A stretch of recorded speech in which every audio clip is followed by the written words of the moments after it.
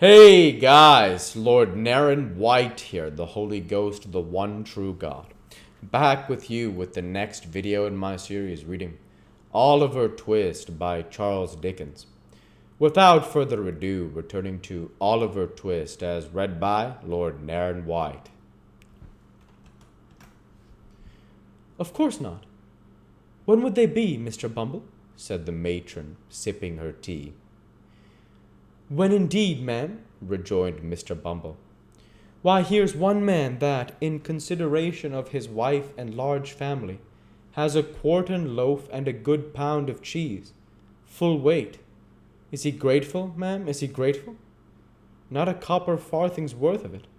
What does he do, ma'am, but ask for a few coals? If it's only a pocket handkerchief full, he says. Coals? What would he do with coals? Toast his cheese with 'em, and then come back for more. That's the way these people, ma'am. Give 'em an apronful of coals today, and they'll come back for another. The day after tomorrow, as brazen as alabaster. The matron expressed her entire concurrence in this intelligible simile, and the beadle went on. I never, said Mr. Bumble, see anything like the pitch it's got to. The day afore yesterday, a man, you have been a married woman, ma'am, and I may mention it to you, a man, with hardly a rag upon his back.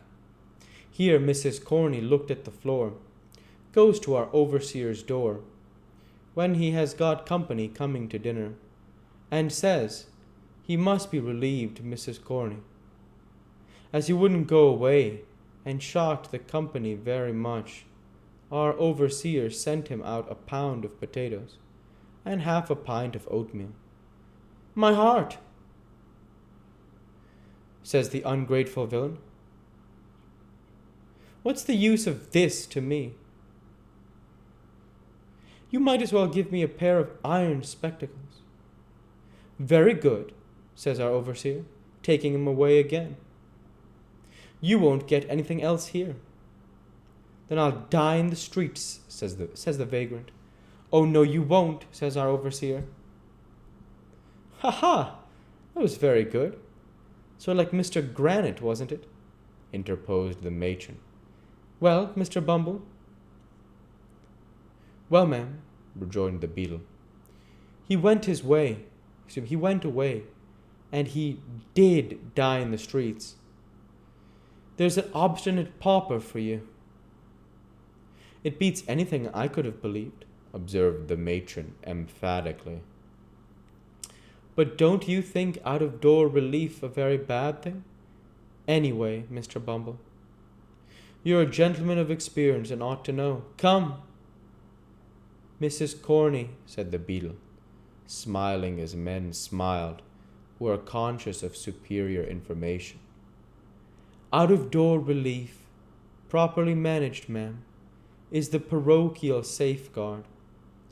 The great principle of out-of-door relief is to give the paupers exactly what they don't want, and then they get tired of coming. Dear me, exclaimed Mrs. Corney. Well, that is a good one too. Yes, betwixt you and me, ma'am, returned Mr. Bumble. That's the great principle, and that's the reason why, if you look at any cases that get into them audacious newspapers, you'll always observe that sick families have been relieved with slices of cheese. That's the rule now, Mrs. Corney, all over the country. But, however, said the beadle, stopping to unpack his bundle, there are official secrets, ma'am, not to be spoken of, except, as I must say, among the parochial officers such as ourselves. This is the port wine, ma'am, that the board ordered for the infirmary. Real, fresh, genuine port wine. Only out of the cask this forenoon, clear as a bell and no sediment.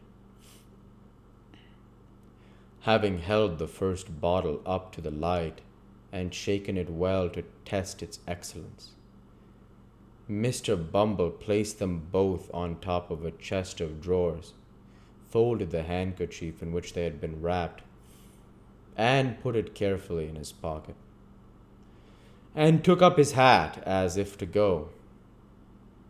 "You'll have a very cold walk, Mr. Bumble," said the matron. "It blows, ma'am," replied Mr. Bumble, turning up his coat collar. "Enough to cut one's ears off." The matron looked from the little kettle to the beetle, who was moving towards the door, and as the beetle coughed, preparatory to bidding her good night, bashfully inquired whether he wouldn't take a cup of tea.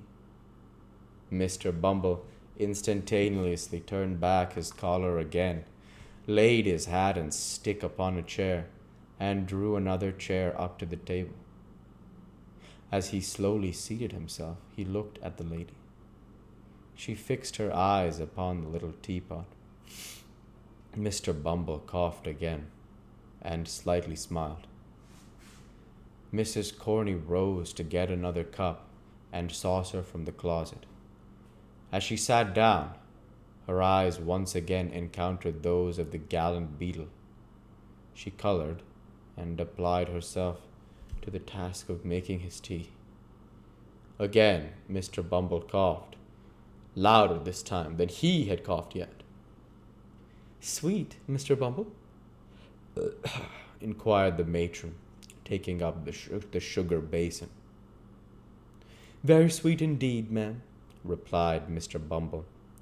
He fixed his eyes on Mrs. Corney as he said this, and if ever a beetle looked tender, Mr. Bumble was that beetle at that moment. The tea was made and handed in silence. Mr. Bumble, having spread a handkerchief over his knees to prevent the crumbs from sullying the splendor of his shorts, began to eat and drink, varying these amusements occasionally by fetching a deep sigh, which, however, had no injurious effect upon his appetite, but on the contrary, rather seemed to facilitate his operations in the tea and toast department.